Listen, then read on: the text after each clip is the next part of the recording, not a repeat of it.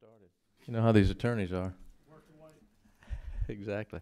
Well, welcome everyone to the Low Income Tax Housing Credits Study Committee, and I'm glad to see a good turnout. And today's agenda is basically we're going to listen and learn and about the program and answer any questions. If we have any questions, get those answered. And I think there might be a few people here that might can answer some questions specifically if anyone has any. And then after this, hopefully we can go visit a couple of these sites and get a first-hand bird's-eye view of what they're like and touch and feel it, so to speak. But anyway, welcome. And you know, Judge Caldwell, he had a previous engagement today, so he's the only committee member that couldn't be here. So, but he's such a smart guy. I'm sure he'll catch up real quick. So, so if you guys want to get started, okay.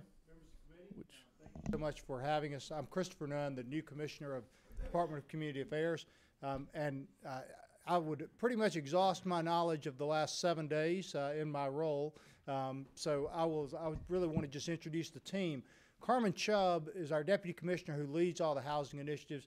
I would beg to say that Carmen will probably forget more, or I'll forget more about this than she knows this like the back of her hand. And she's going to lead our discussion. Two other leaders at DCA in this arena, Laurel Hart and Philip Gilman, are going to contribute to the conversation. And I think we've got a presentation to share and look forward to answering any questions that we're able. So thank you very much for having us. Carmen? Okay, thank you, Mr. Chairman and members of the committee. We appreciate having this opportunity this afternoon to talk to you about the Housing Credit Program.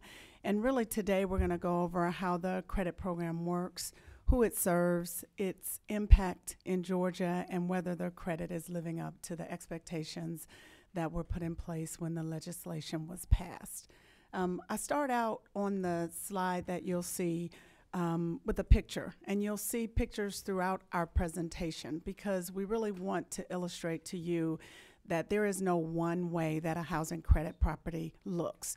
The program is flexible and it allows developments to be designed to fit the character and the desires of the local community. So the development that you see in the presentation is in Macon. This is Bartlett Crossing. And it is a unique development in that it is single-family styled apartments that were done as a redevelopment of Macon Homes. So it was a former site of public housing that was redeveloped to mixed-income housing in the city of Macon. So just to tell you a little bit about what the housing credit is, it was enacted under Reagan's Tax Reform Act in 1986. And over the past 3 decades, the housing credit has become the most successful affordable rental housing production program in history. It was designed to encourage private sector investment in the new construction, acquisition, and rehabilitation of rental housing affordable to low-income households. In 2001, the Georgia General Assembly authorized the state housing credit, which matches dollar for dollar the federal credit. And the state credit was enacted to increase the production of affordable rental housing in the state, particularly in rural areas and for seniors. And the state credit, like the federal credit, is a highly accountable program with private sector risk and state oversight.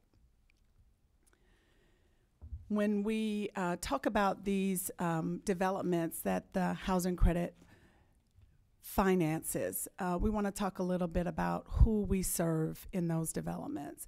And Congress designed the Housing Credit Program to serve working households earning 60% of the area median income or less. And the flexibility of the housing credit has made it an attractive tool for meeting the needs across rural, urban, and suburban areas. It finances housing for families with children, for seniors, veterans, and individuals with disabilities. We've financed over 1,000 successful developments in 132 counties in the state, and 1,000 apartment homes in rural areas are created each year. with financing from the housing credit.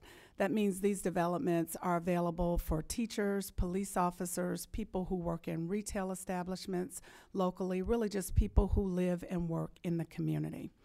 And in Georgia, the credit has been instrumental in helping us address the Olmstead settlement agreement that the state has with the Department of Justice. We were able to leverage our housing credit program to obtain some additional funding from the federal government to provide rental assistance for individuals covered under the settlement agreement.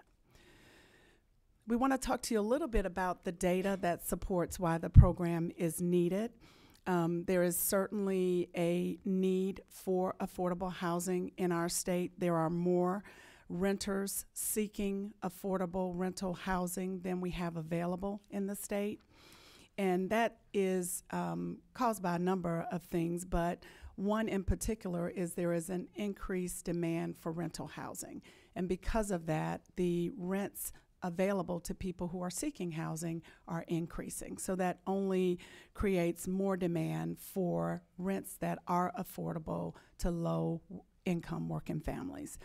In Georgia, we have 372,000 households, or 27% of all renters, who fall into the category of paying over half of their income on rent. That means they have little money left after they pay their rent to cover food, transportation, health care, child care, and all the other necessities that families have. The housing credit allows us to address that need, and it really accounts for the vast majority of all the new affordable rental housing production in the state. Without that housing, families would be paying a substantial amount of their income towards rent, living in substandard or overcrowded conditions, or potentially facing homelessness. The state credit allows the program to reach communities in Georgia that otherwise would not see this type of investment in quality, affordable housing.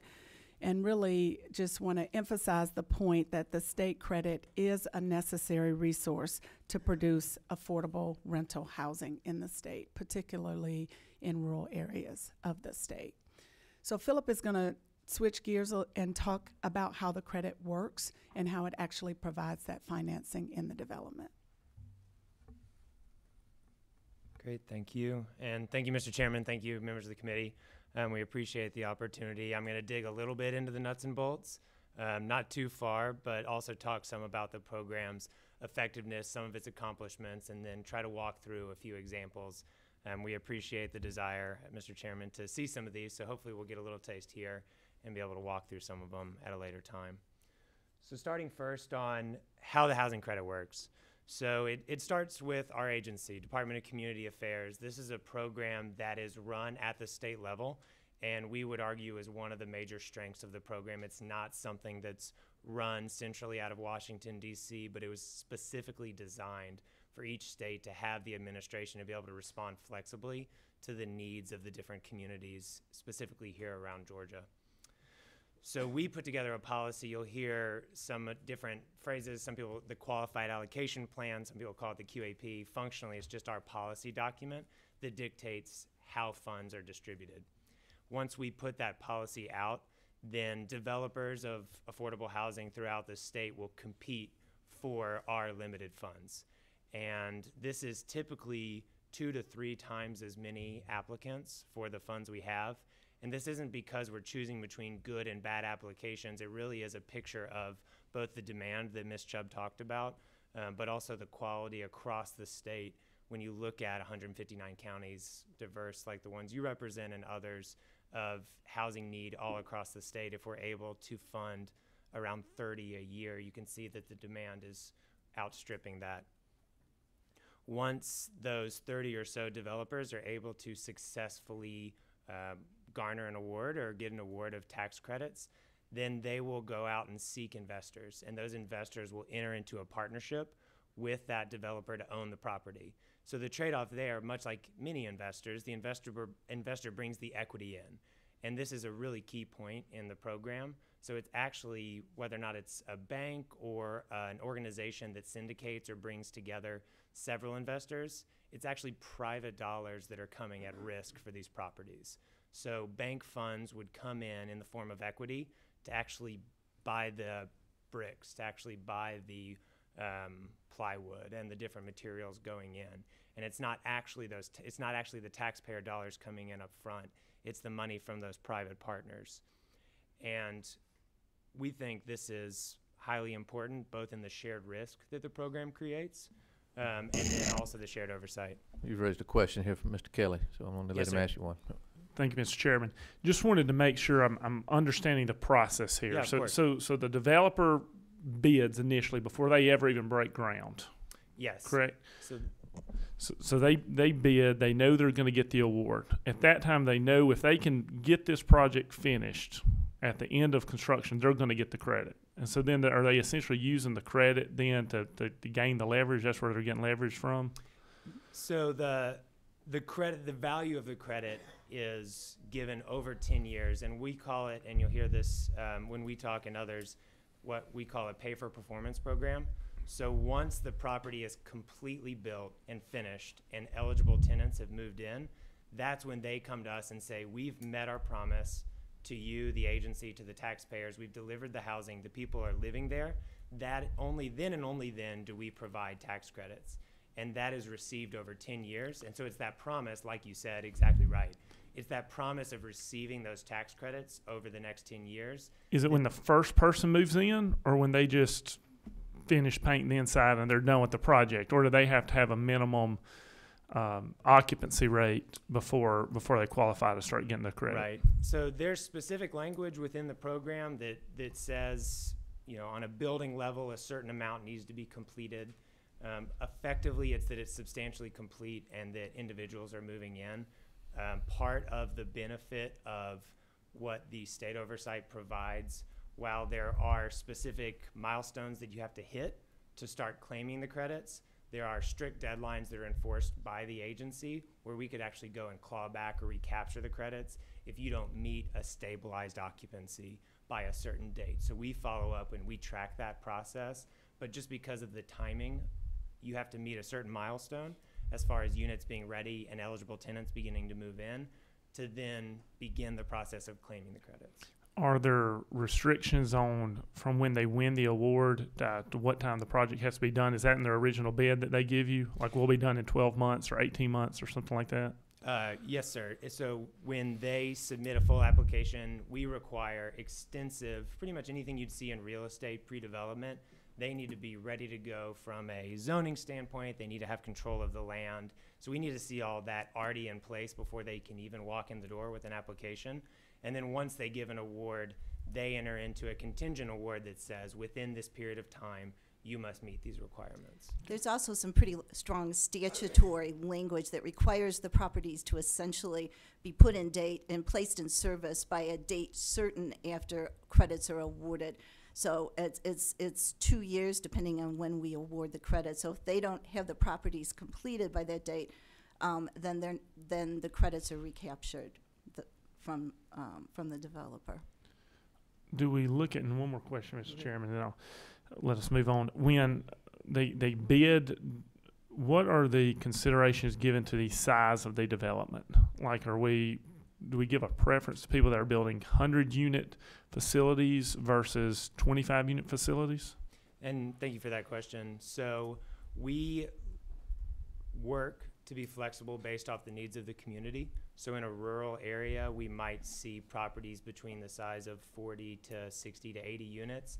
Every single property has to come with a quality market study that shows the demand is there and needed. Typically what we see in our competitive process, that around 40 to 60 units in rural areas and then maybe 60 to 90 units in urban areas. So it really is dependent and flexible based off the demand and the need in the area. We don't necessarily incentivize just trying to bring more and more housing that's not needed. In fact, we will try to encourage through a lot of our policies more mixed income development, trying to have a diversity of incomes in the coming into the building and coming into the community. All right, thank you. That's all I got for right now, Mr. Chairman. And I'd just like to add, if any of you guys have questions during the presentation, go ahead and ask rather than waiting until the end. Just go ahead and let's answer them as we go. Be good.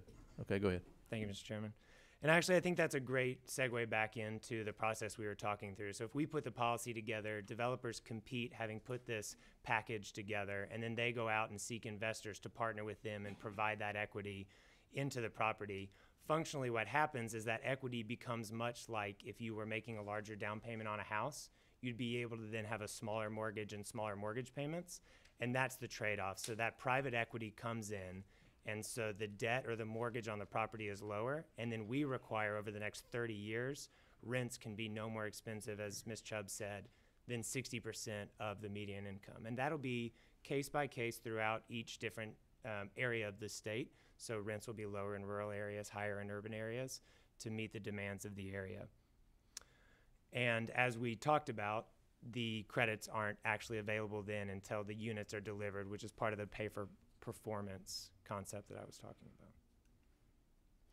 Which brings us into a little bit of conversation about the effectiveness. So I talked a little bit already about the private risk. I think it bears repeating that this is a credit that is earned over 10 years. And now you have an owner of a piece of real estate property that has an incentive to upkeep that property, much like any private owner of real estate does. And then on top of that, you have an investor who have put the money in upfront with the confidence that this property is going to be successful, knowing full well that as an agency, we're going to come back and inspect. And if you don't meet the promises that you made throughout the whole period of compliance, which there's an initial 15 years and then a following 15 years, so it's a full 30 years. During that first 15 years, we can actually go back and take back tax credits. Okay, we got a question here. Representative Fry. Thank you, Mr. Chair. So in that idea of talking about taking back the tax credits, what sort of quality assurances do you have in the beginning to even have a person be awarded the tax credits? Is there, you have a set system? From a developer, from a tenant standpoint? Not tenant, developer. So we have a fairly, I think many of the developers in the room, and I thank you for that question, would argue that Georgia has quite a rigorous process. We want to see that you have experience not just in real estate, but specifically in affordable housing. There's some nuances to the program that we want to see that you've come in and partnered. So usually what we'll encourage is that someone comes alongside an experienced developer for a few rounds and a few developments, learns the ropes, sees their way through. And so typically we depend on seeing that experience on our policy is 5 developments before we allow you to do it on your own. And so that essentially works as a proxy measure for what you look for in what someone needs to be able to do from a financial standpoint and backing. Additionally, beyond that, something that's worth noting as far as the multiple layers of oversight, when you're talking about a bank that's putting quite a bit of their funds into a development, you can bet that they're also very closely looking at the qualifications and the ability of the developer. And so it becomes that public-private partnership between the state agency and the investor who both have an incentive to see the property successful in the long term.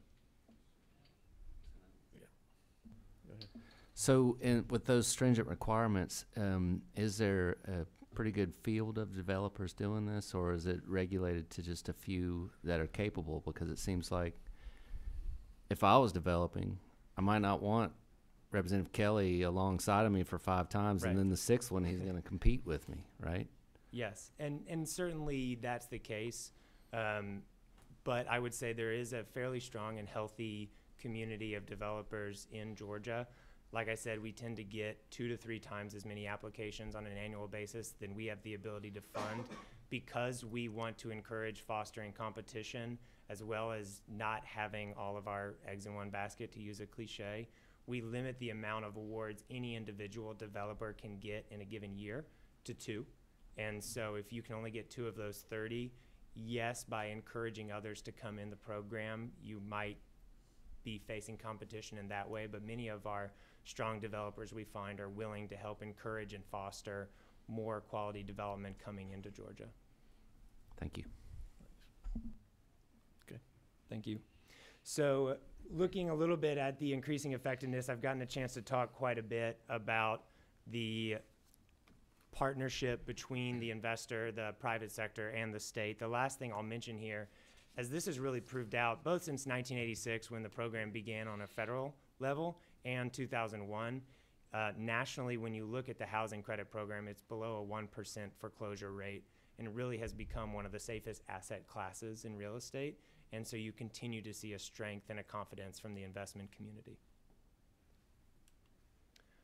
Which brings us to one more question that Ms. Chubb mentioned that we want to make sure we address in this presentation, which is thinking about, has this program accomplished its goal? So a couple numbers or stats just to start. Since 2001, when the state credit was enacted, Georgia alone has developed or financed 70,000 units or rental homes throughout the state, and that's housing at least approximately 140,000 Georgians as we sit here.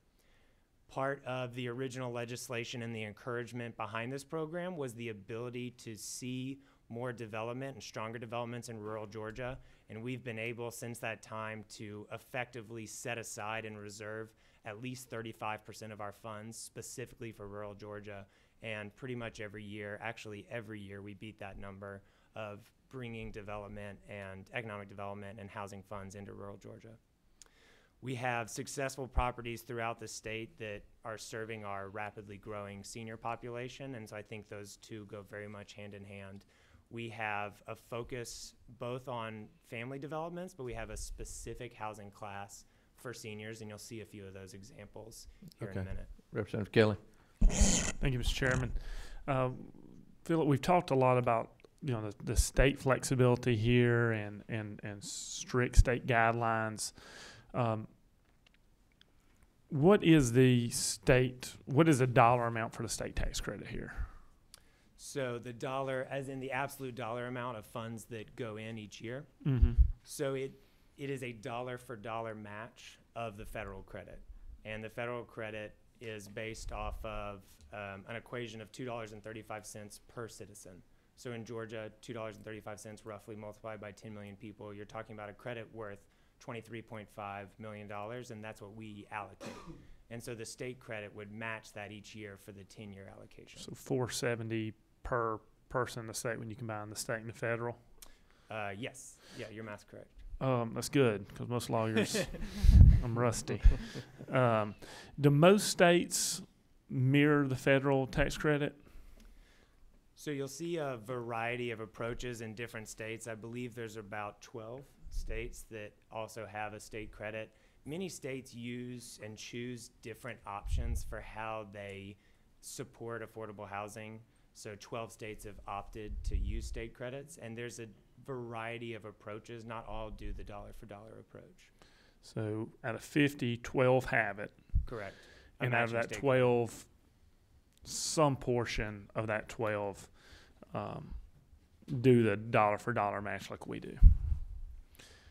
And I asked that to you, but I'm asking, I guess, the whole group. So if any of y'all want to chime in on that, certainly. There's quite a few states that actually have appropriated funds that come each year to support affordable housing. So it really is an internal choice. Is that what the other 38 do? I would say not all of them. We could probably get those numbers for you if you're interested in that. But there is a lot of states that have appropriated funds. I think that's probably one of another strong alternative to the housing credit. And I think that point is well made, that you're seeing support in different iterations. And I think the last couple of slides that I've talked through really speak to why we support rather than having, well, we certainly have some funds that we're able to provide up front. But the fact that Georgia has elected to use a similar model of credits means that rather than state funds coming in at risk up at the front end, and taking on that real estate development risk and making sure that the property is successful, it joins in that process of the investor, the private investor, the nonprofit or for-profit developer is taking on the risk, and Georgia taxpayers only come into play once the properties are delivered. How many units were built in 2016 based on being awarded a credit? So in our competitive process, which is our main process for delivering credits, in 2016 it was roughly, and we can get you exact numbers, but it was roughly 2,300 units across the state. And that would have been in, I believe, about 30 to 35 properties. 2,300, and that would have been is that a $46 million? 2,369. 2,300 for a $46 million credit. Is that correct? That is, it is between the $46 million credit. Is a number of units built trending up or trending down? So certainly we have seen, as policies and different things like hurricanes and other things come through, in recent years, we've seen somewhat of a pullback in the total number of units developed as costs continue to rise, as demand, here in Atlanta, when you have a $1.6 billion stadium being built down the road, any one building in the area is going to face competition for construction prices. But that's something we look at each year, and we actually have strict guidelines around the limits per unit, kind of getting to the point you're driving at. We focus very specifically on how much of our credits are being required to create a unit, and we put a cap on that based off different geographies and building types, based off national standards, to make sure that none of these individual units are costing more than what would be normal, typical, and expected. And we actually have a construction team on staff that reviews the specific plans, specifications, to ensure that Cost per square foot? right, those types of things, to make sure that What what's is that? being built. So I don't have the exact cost per square foot number, but that's certainly something we can get for you. Okay. Thank you. That's all I got right now, Mr. Chairman. Sure. So the last thing I'll note, and this is something somewhat of the recent development, looking a little bit for at least a moment at Washington, D.C., as our friends there in D.C. are considering tax reform, it's worth noting that one of just a handful of programs that have already been established to be preserved is the Federal Housing Credit Program. And they have, even before starting, when they released their framework for tax reform, have said this is an effective program that is meeting its public purpose, and they intend to preserve it on the federal level. And so that's something worth noting as far as accomplishments. So I want to move into a few notes on some specific examples, and I will confess that they are in many of the communities that you live in, so perhaps we will get a chance to see some of them. But one, for an example here, is Ashley Woods, which is in Stockbridge. This is one we funded in 2007. It serves 128 families, so it's a little bit larger than the typical property that I mentioned before. This one, actually, the families there have a median income of just over $24,000 a year. And so we know that the Piedmont Henry Hospital is just next door to this property. So you're talking about potentially somebody working there, or the Publix nearby has the opportunity to now live in an affordable apartment near where they work. We have a property in Cedartown called Hummingbird Point. This is one that was awarded in 2009. It serves 64 specifically senior households. And you can see on the last one you had a playground, and this one you have a library. Certainly there is a focus on having effective and appropriate amenities based off population. But this property, Hummingbird Point, actually has a median income of its tenants of just under $16,000. So what you're looking at is a lot of seniors living on fixed income, living off some of their Social Security or other benefits, and this is giving them that opportunity to, what I said earlier, age in place with dignity. And actually, we looked up this property. We have 6 individuals living there who are over the age of 85, and actually one individual who's 89 years old. And so we certainly talk, as we think about this program, of the benefits it's having throughout the state, of not having to prematurely enter into nursing homes. These are for-profit. Certainly they're amenity and service enriched. We want to see the best opportunities to support our tenants, but this is private market development. So we have Ruthie Manor in Thomaston, also awarded in 2009. This is more similar to what we would see in this area, about 48 units of family property. This one has a median income similarly as the last one of $17,000 a year. And so it's right across the street from the Upson Lee High School, middle school, elementary school. And so you're talking someone who drives the bus for that school would have the opportunity to live right across the street in an affordable apartment. And then a more recent one to actually see some of the progression of style that changes over time, certainly, and aesthetics. But Red Oak Village in Stockbridge was one we just funded in 2015. And so it is in lease up right now and finalizing its development. This one has 60 units specifically for seniors age 62 and older. And the rents at this property, they intend to range between around $475 a month and $690 a month, which again is talking about maybe fixed income and a little more source of income. And with that, I will turn it over to Laurel. Thank you. Again, my name is Laurel Hart. I'm the Director of Housing, Finance, and Development at Georgia DCA. I want to thank you for the opportunity to let all of us talk about the Georgia Housing Credit Program. Ms. Chubb is giving you an overview of the program, who it serves, and how it has had an impact in Georgia.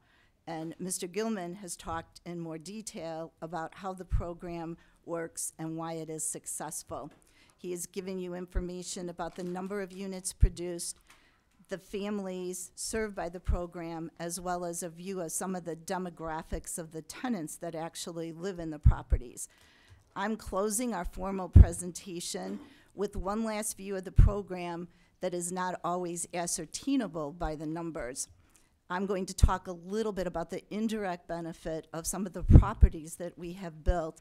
And because of the flexibility of the program and the fact that it can be structured to meet the very specific but different needs of communities across Georgia, some of what that has meant to both the communities and to the people that live in these properties.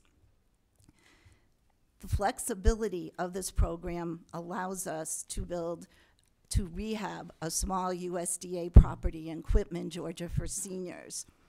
It also allows us to build workforce housing for families in LaGrange, or transform an abandoned or foreclosed property such as the Imperial Hotel, which is pictured here, into a home for persons with disabilities.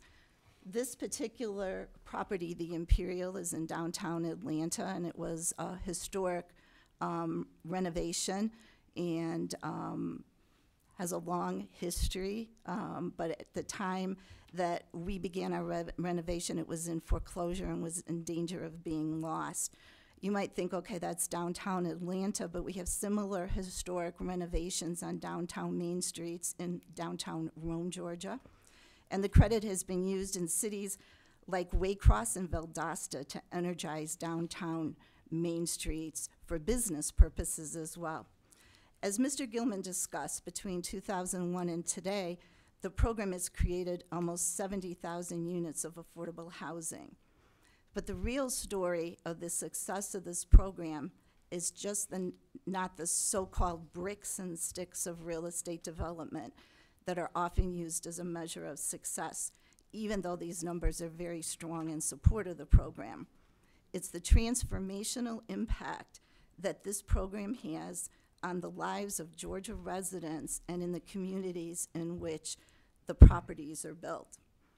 Affordable housing is often a platform in many communities for better health outcomes, measurable improvements in education, and economic development.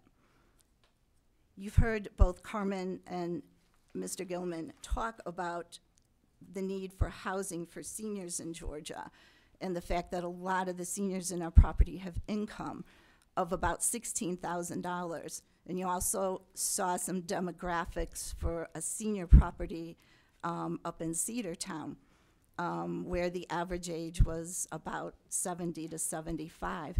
Although I'm going to tell you that I have met residents in some of our properties as old as 106. Through collaborative partnerships, such as the one at our Myrtle Terrace senior property in Gainesville, which has joined with Brenau University, many seniors at our properties receive free preventive medical care, including counseling, screening, and well-being classes designed to improve health and delay entry into more costly assisted living. A new property financed with credits and designed for formerly homeless veterans is under construction on the grounds of the VA hospital in Augusta right now. This property will create easy access to medical, counseling, and other services offered by the VA to many of our formerly homeless vets. The tax credit program is also a significant community redevelopment tool that is often not recognized for its impact on economic growth in many small communities around Georgia. Mayor Drew Ferguson of West Point, now Congressman Ferguson, talked about the need for workforce housing in his town to support job creation at the Kia plant as part of the request for credits. He compared the needs of West Point to a three-legged stool with housing, jobs, and education. And he said, without strong housing, it's difficult to hold the stool up. The Georgia Housing Credit Program has been a major impetus in community development for the redevelopment of major areas of blight. An example is Brookside, which is located in Athens, Georgia, and which demolished more than 170 substandard structures and created 370 units of mixed income housing that serves both senior and families in Athens. And if any of you have ever golfed at East Lake Golf Course or watched the FedEx PGA Tour on TV, you may not know that there was a time when East Lake Meadows was known as one of the highest crime areas in the nation. The East Lake Country Club was vacant and in bankruptcy, but the development of East Lake Meadows by the credit program was the impetus for the redevelopment of that area. In closing, when the state credit was implemented, it represented the extra funds to enable additional affordable housing to be built in Georgia. The success of the program is demonstrated in the number of properties completed since the implementation of the state credit. However, several factors have changed since that credit was implemented, aggravated by the recent recession, rising construction costs, and higher operating costs. The credit is now a necessary subsidy for almost all of these rural properties, as well as many metro properties. Without the state credit, DCA believes that the majority of affordable housing production would cease. Keeping Georgia competitive in the economic development arena requires that we continue to provide safe, affordable workforce housing.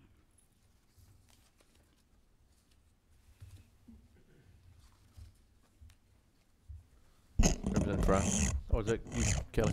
Me again. Okay, you again. On your handout here, it says in 2016, only about 80% of all allocated money was claimed. So 233 million allocated, 192 million claimed. Why do you think if there's such a demand that the entire allocation isn't being claimed? That number really has a lot to do with the administration of the credit. We have the ability to move things forward or backwards. We always reserve a little bit of credits to handle increase in construction costs. We are totally subscribed every single year and have always met the statutory requirements to use all the credits. And when you talked about the location of developments, in the bid process, explain that a little bit to me in terms of, getting, back into downtown communities. I'm familiar with several properties in Cedartown where I live that I believe are benefiting from these credits. One y'all put up here today. It's kind of out in the highway, in town. It's near a Walmart, but it's certainly not walking distance for any seniors to that. Mm-hmm. I believe there's another one being built on our bypass, which is a long way from our downtown. So I'm just curious as to, how the selection of venue plays into the bid process, and whether, if we're really talking about reinvesting in downtown communities. All of those things are important to us as well. We have some very strong competitive scoring categories that require proximity to amenities, and you get points depending on whether they're walkable or whether they're drivable. You also get points depending on how close you are to the town center of a small rural area. But we also have a recognition that in some rural communities, some of those things don't exist. So you can occasionally find a property which is not located right in the downtown center. However, I think overall, if you look, you're going to find that the majority of our properties are located within proximity to desirable amenities, and that siting of our properties is one of the most important priorities in our scoring criteria. Thank you. And one thing I might note, Representative Kelly, and I appreciate that question, is when I talked about our qualified allocation plan, our policy, we actually update that on an annual basis. So our team is updating it right now to put it out next month. And so a lot of the properties, like in Cedartown, even ones that were funded 10 years ago, every year as we continue to see feedback, we have the flexibility to update that policy and adjust to exactly the things you're talking about.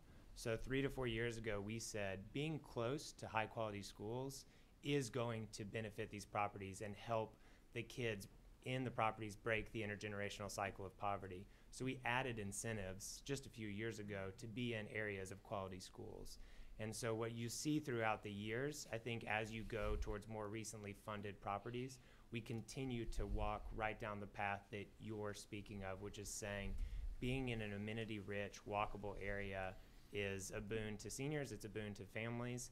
And so every year we've been working harder and harder to create policies that start to move those developments closer to those amenities. And I think that flexibility that we have to respond to the market, respond to the need that we see in communities is certainly one of the benefits. Representative Fry. Thank you, Mr. Chairman. Columbia Brookside is an awesome example of redevelopment. That housing authority owned project beforehand was Paldo, very difficult place to get through on foot. We've seen that be a huge success, and you kind of answered my question as far as the geographic locations. And Representative Kelly, I appreciate that the live, work, walk concept is just a great idea. Is there any sort of effort on y'all's part to recognize areas of high development, such as the Beltline, for one? We've been hearing about that in the news, the lack of affordable housing, how that can just all of a sudden become an inaccessible area. Is there any sort of effort to recognize that as a criteria level, extra points, et cetera? So what we'll often do, especially with things like the Beltline, so we have a responsive policy that looks both at, we want to develop in these areas, which we call areas of opportunity, and both focus not at the expense in developing those areas at communities like Paldo that are working to redevelop. And so we in our policy have created different tracks essentially where we encourage thoughtful revitalization efforts as well as thoughtful efforts to be in areas of opportunity and existing transformation. We do what we can certainly with the incentives to keep up with those even up to the day. I think a lot of people were surprised at the success of the Beltline specifically, but we were able through some of the policies we have in place even this last year to react to that and bring a property just about half a mile or less from the Beltline and say, because of what's happening in this neighborhood, this is a property that if we don't fund it now is going to be priced out. You're never going to have that opportunity again. And so even within the policy we have some flexibility to say this is a good thing and we support it. We have the approval of our commissioner, and so we'll move forward in that type of investment. That's excellent.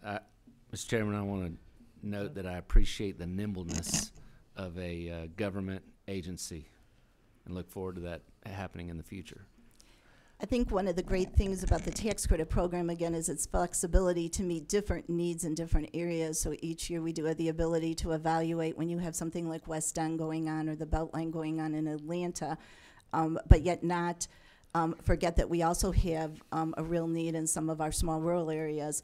So the tax credit program is not it's complex, but it's not highly regulated like some other programs. So it allows states to work with local governments to determine what the needs are in different areas, and we can respond to those needs by changing our policies in the qualified allocation plan each year. On the tenant side, one question: can a developer develop these age specific, like senior only? Can they do that, or are they doing that? Or? Yes, we have to make sure our properties comply with the fair housing laws, which include you can't discriminate against families with children. So we use the same age requirements that are in the different Fair Housing Acts. So some of our properties are 55 and over, with 80% of the units being targeted towards at least one resident in the unit being 55. Some of them also are, all of the residents are 62 and over. But those senior properties generally have one thing in common, which they do not allow children in the property. So we do have the ability to designate a property as either senior or family. And as they're developing these properties, the tenants, before it ever opens, they're taking applications for tenants, correct? Yes, they are.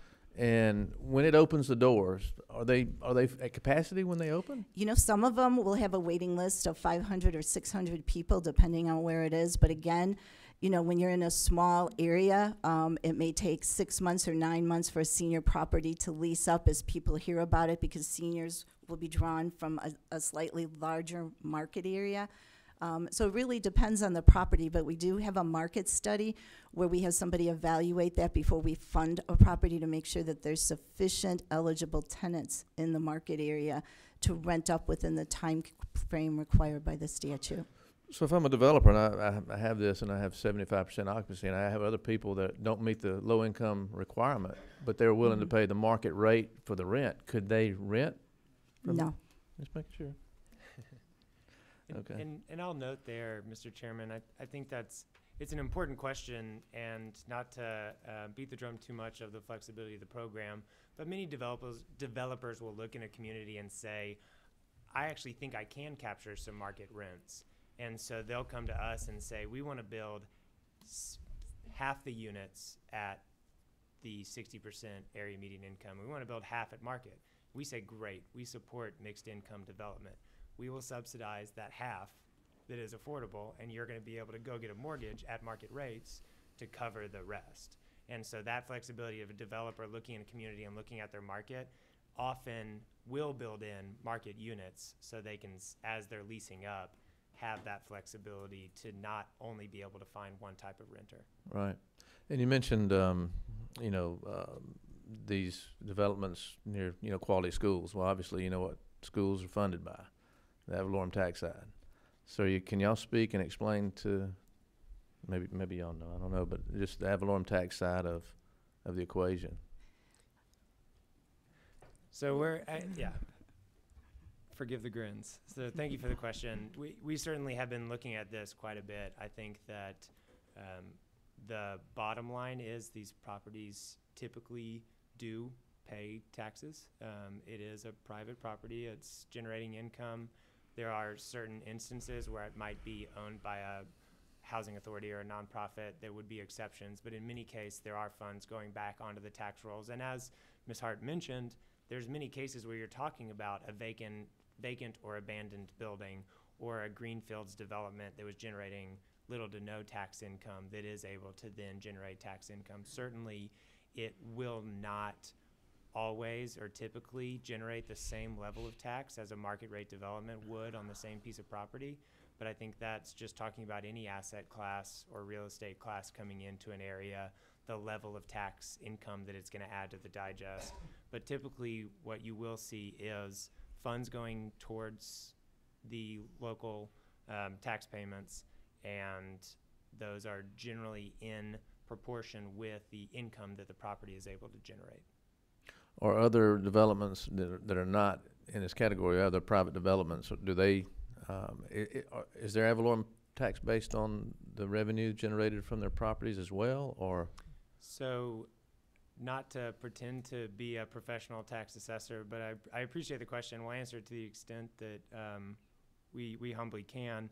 So most of the real estate properties are going to have their tax assessed based either on the income that they generate, or in some cases the cost to develop, or they'll just look at comparable properties. Because this is a unique real estate class, there's not a lot of comparable properties to look at, and the cost of development, many have already looked at, and there's actually guidance coming from Department of Revenue saying it's not an effective way to determine the tax for these properties. And so it's a fairly typical and accepted standard to use the income methodology to understand the tax for these affordable properties.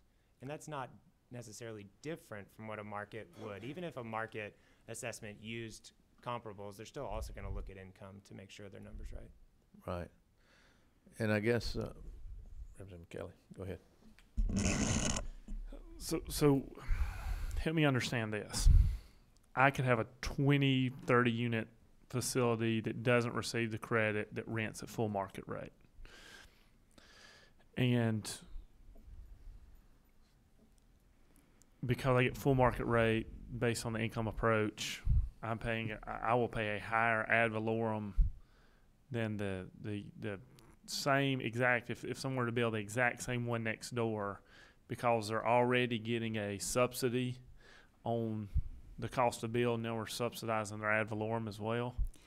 Well, I think that's the area that is subject to a lot of discussion right now in the appraisal area. We look at the credit program as a development subsidy, not necessarily an operating subsidy. Rents are obviously lower as a result of the fact that there's lower debt on the property, and they're required to be lower. But because they're required by statute or by law to be lower, it's difficult to pay the same taxes that would be required to be paid from a property that was collecting the full market rent, since these rents are considerably lower and the revenue produced on each year is considerably lower.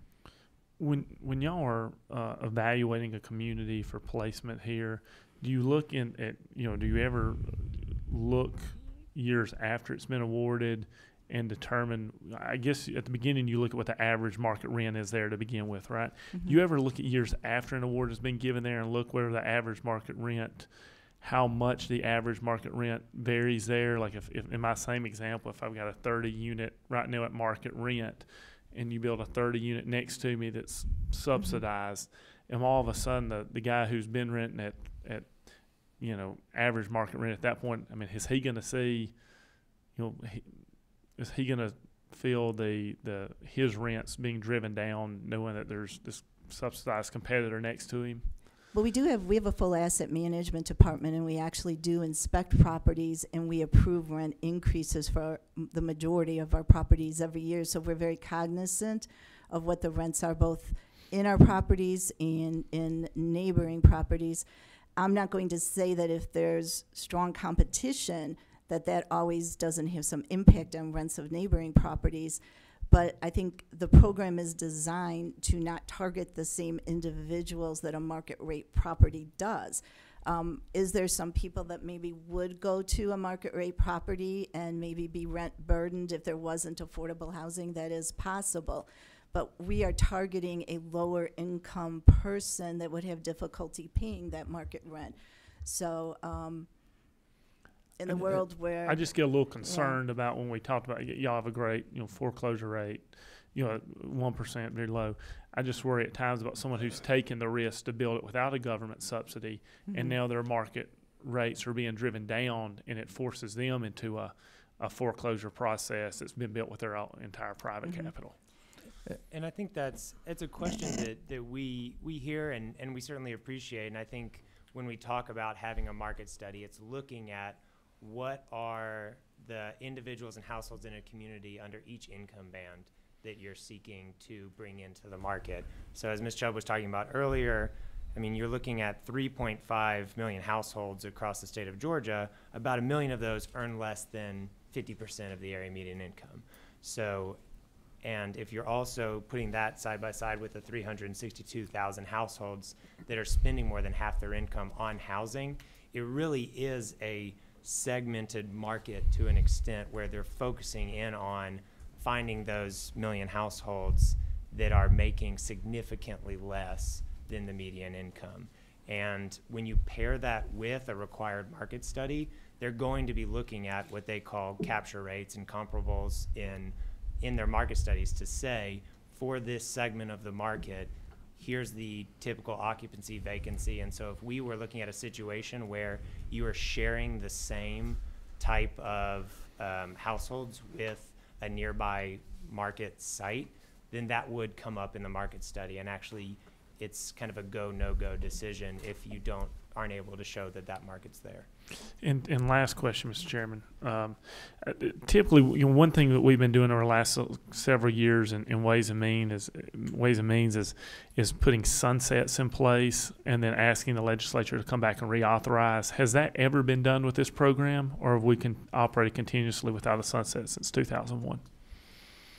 No, it's always, I mean, the tax credit program operates, the federal tax credit program is operated as part of Section 42 of the Internal Revenue Code, and this has always followed along with the federal tax credit program. Thank you. Getting on back to the ad valorem tax, while I got it on my, in his scenario that he described, you have a development here that's getting the credits. You have another development the same, this market rent. These folks are getting both federal and tax credits. Wouldn't that's why they're doing it, wouldn't that make them on, even play? Why wouldn't they both be paying the same property tax? Because it's making them equal. And obviously you have a lot of developers knocking the door down to get these credits. So I'm trying to, in my mind, because that's what, provides local support for the schools. And so that's the rub I'm trying to. Well, I think our programs, we underwrite them to pay taxes, and that's a concern to us. We pay significant impact fees. We look for things, indications of support from local government for our properties, and we hope to increase the tax base and not put a burden on local governments. That's not our intention at all. But the bottom line is that in order to serve those tenants that don't have much income and keep rents this low, these properties do not generate the same income as a property next door that's charging market rent, so there is not sufficient income to pay the same taxes. Okay. And Representative Douglas, you have a question finally. Welcome to the game. Well, thank you, Mr. Chair. I didn't ask too many questions because actually 2 of these facilities is in my district. The last one in 2015, I actually sat and heard the same presentation and was able to ask all the pertinent questions that you guys have been asking down on the other end. So I've gotten all my answers. Thanks for the updates. But this senior center that's right on the main strip, right there for, what is that? Red Oak. It's right in front of where my kids went to elementary school. So these seniors actually go over to, and they bring the kids over to the senior center, and it's been a great addition to the neighborhood. We had nowhere to put our seniors who lived in that community other than take them away from where they used to live and put them out on the outskirts of Henry County instead of having them right there where they actually lived and worked and played. But those tax credits can get kind of hairy. Just depends on who's asking questions and who's getting the rebates on the other end. It does make a difference. It doesn't drive down because the market is so saturated with the turn down since 2008 or 9 that people are just become more renters now and they can't buy. So it wouldn't drive down per se, but you got to keep in mind most of the people that are renting and the locations that they are rehabbing and redoing, they are on a fixed income. So it wouldn't necessarily hurt the other person because the other person, I don't care what the rent is going to be, they still need a place to live, and they're going to rent but they'll be mad at them next door, of course. But how can you be mad at somebody that's on a fixed income when you're making 2 or 3 times more than they make? And I just want to interject in saying that I am here to the party, but I was being quiet because all my questions were answered 2 years ago. But thank you, Mr. Chair. And I guess as far as the local governments, I mean, they would have to approve it zoning and before they'd even, so. All right. And we require that zoning approval to be in place Right. at the time the application is submitted, so that we're not looking to fund properties that already aren't located on sites that have been approved through local government Right, and they would know commissions they and would know the zoning. tax consequences while approving it, I would assume. Correct. That you, Representative Fry? Yeah, thank you, Mr. Chair. That's kind of what I was going to address. It might help if y'all could come up with some actual financial examples and let us see some numbers of, here's a non-subsidized property, these are the approximate rents. I assume that the rents are based on the HUD guidelines, the federal guidelines. They put out the new rents each year for the AMI. HUD, right, HUD puts out the area median income, and then depending on what the owner has agreed to rent the unit at, it's 60% of the AMI. So we publish a list of rents. And for purposes of this program, rents also include payment of utilities, and I think that's something that isn't always known. So if in fact the tenants, the property is metered so the tenants pay utilities, there's a reduction in the rent for a utility allowance, so that the rent includes the payment of utility allowance, which makes it even more affordable than it appears based on the rents and income levels put out by HUD. So maybe some sort of a example of, like, the $16,000 a year tenants you have, they're paying what? $270 a month probably. Thereabouts, yeah. I mean, that gives you, and so there's a different market that you're looking at from the actual market rents, which would be for a 2-bedroom about 687 or some change like that, right? It really depends on where it is, because the area median income it changes so Right, right, right. significantly. I mean, I was just in Decatur at a grand opening last week, and the mayor was telling me that 2-bedroom apartments there are $2,500 a month, but the rents are increasing so much in some of these areas that it's, sometimes it's difficult for us to keep those. So those even with the markets. tax subsidy that's in there, you're not really competing with the private market at all, because the private market wouldn't even have these customers in the first place. And Yeah. especially in our rural areas, I mean, I think that's the really important thing about the state credit. I don't think those properties could be built by the market in That's right. rural areas right now, because the area median income is so low in some of our more rural areas. So it isn't a matter that we could let the market come in and handle affordable housing in those areas. It would not be built without the program. And one last thing, what may help is for y'all to get our area median incomes. I know mine's 38, so 30%, 50% of that, what? Math? 19. Thank you, Mr. Lawyer.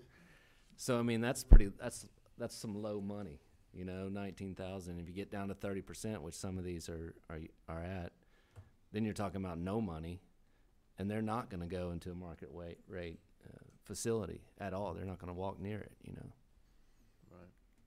So maybe get Henry County and We can do that. Cedartown. It would. I mean, I deal in this all the time. It'd give my colleagues a real picture of what we're talking about here, the hard numbers. All right, we can do that. And the other point I wanted to make about, I think Ms. Hart referred to it when she talked about the rural communities. When we talk about these developments in rural communities in Georgia, we have a program called the Georgia Initiative for Community Housing, where we work with, at any given time, about 15 communities to help them address a plan to address their housing needs. And probably without fail, each of them is looking for an opportunity to develop affordable rental housing in their communities, because the market is not addressing that need. So we're not competing with market developments for the same tenant. It really is a specific tenant that qualifies to live in these developments. And those individuals are either living in conditions that are substandard, overcrowded, or paying more than half of their incomes on rent. Do other states have the same requirements that we do, or does it vary? I mean, as far as, It can vary tremendously depending on the state. We have a really strong, we call it a pre-application process where we pre-qualify our developers. I think somebody asked that question. We look not just at experience, we look at history. You know, whether you have any instances of bad compliance, we look at your capacity, we look at what you have under construction. So we do a very strong evaluation even before we start allowing you to submit an application. But I think that every state, depending on the amount of funds you have, operates a little bit differently. how many developments opened this year? You know, just started, I mean, every year, I mean, how many, or that's probably in here, but. Yeah, usually it's about 30 30. each year. Okay. All right. Anyone have anything else? All right. Good deal. All right. Well, I guess we'll adjourn this meeting again. What we'll do is probably have a follow-up meeting to this and invite other folks that actually have hands-on, the developers and other interested parties that want to speak on behalf of the topic, and we'll see what happens. But again, hopefully we'll schedule a time that we can maybe go visit a couple of these, maybe in a rural setting and urban setting as well. I always like to go to Athens. Gabe Day. Hey, I was over there the other day. It's awesome. So, but anyway, we appreciate you coming today and enjoyed the presentation. And I'm sure if we have any questions, we'll get back to you as well. All right. So Thank thanks. you, Mr. Chairman. Thank you. Thank you, committee members.